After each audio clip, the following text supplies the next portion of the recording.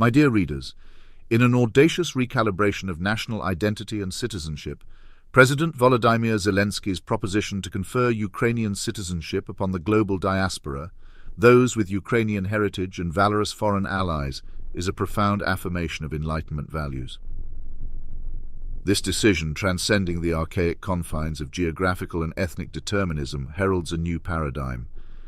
It's an embodiment of the principles of liberty, fraternity, and equality played out on the global stage.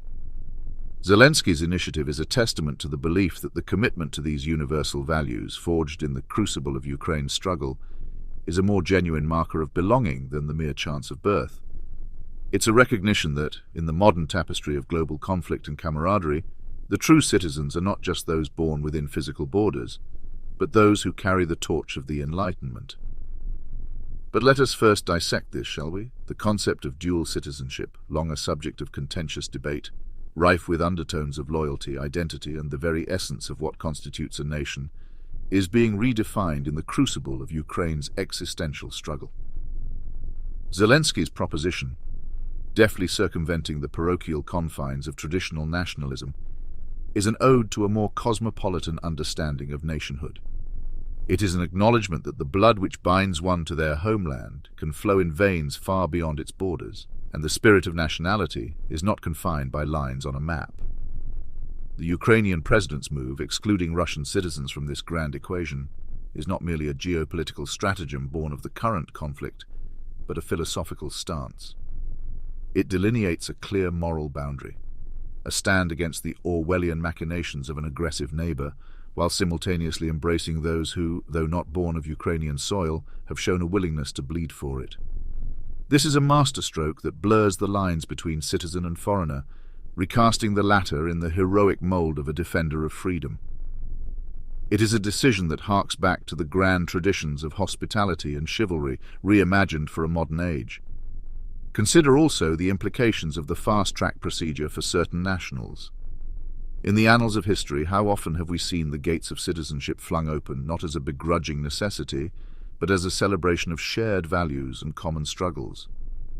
This is not mere bureaucratic expediency. It is a statement, a declaration that the shared values of democracy, freedom, and resistance against tyranny bind us more potently than the accident of birthplace. It is a decision that harks back to the grand traditions of hospitality and chivalry, reimagined for a modern age.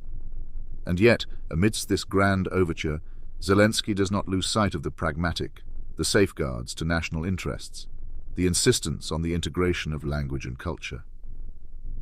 In these stipulations we find a balanced approach, a recognition that while the heart of Ukraine may be generous, it is not naive. It is a nuanced understanding that while the spirit of Ukraine is universal, its cultural and linguistic heritage is sacrosanct. As the world watches, the voluntary acquisition of Ukrainian citizenship under Zelensky's proposed law promises to emerge as a symbol of a new dawn, a testament to the universal ideals of liberty and justice. In this scenario, each new Ukrainian passport becomes not just a document but a declaration, a stand against the encroaching shadows of despotism and corruption. As the Ukrainian spirit, emboldened by the support of global citizens, rises in defiance, it casts a stark contrast to the decaying edifice of its adversary.